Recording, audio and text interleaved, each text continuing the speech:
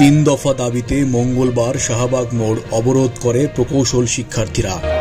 দাবি না মানায় তারা লং মার্চ টু ঢাকা কর্মসূচি ঘোষণা করেছে। আগামীকাল সকাল 10টায় শাহবাগে সন্ত্রাস এবং বৈষম্য রোধে লং মার্চ টু ঢাকা কর্মসূচি ঘোষণা করছে।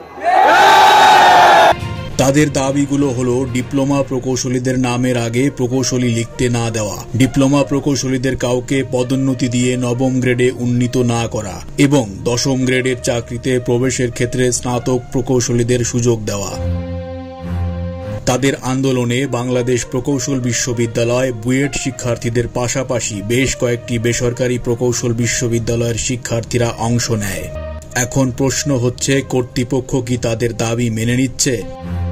এক্ষেত্রে সরকারের উভয় সংকট।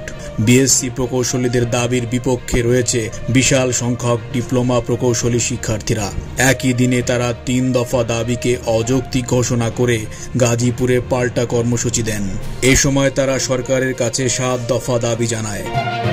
7 দফার মধ্যে রয়েছে উপসহকারী প্রকৌশলী ও সমমান পদে ডিপ্লোমা প্রকৌশলী ব্যতীত অন্যদের নিয়োগ বন্ধ, সকল প্রতিষ্ঠানে জনবল কাঠামোতে সহকারী ও উপসহকারী প্রকৌশলীদের হার 1:5, ডিপ্লোমা প্রকৌশলীদের অবদানের স্বীকৃতিস্বরূপ উপসহকারী প্রকৌশলী পদ থেকে সহকারী প্রকৌশলী পদে 33% পদোন্নতি ইত্যাদি।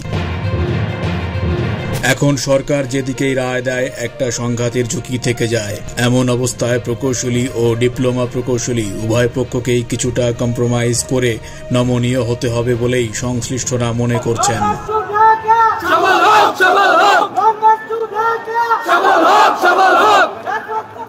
আমরা সরকারকে আরেকটা বিষয়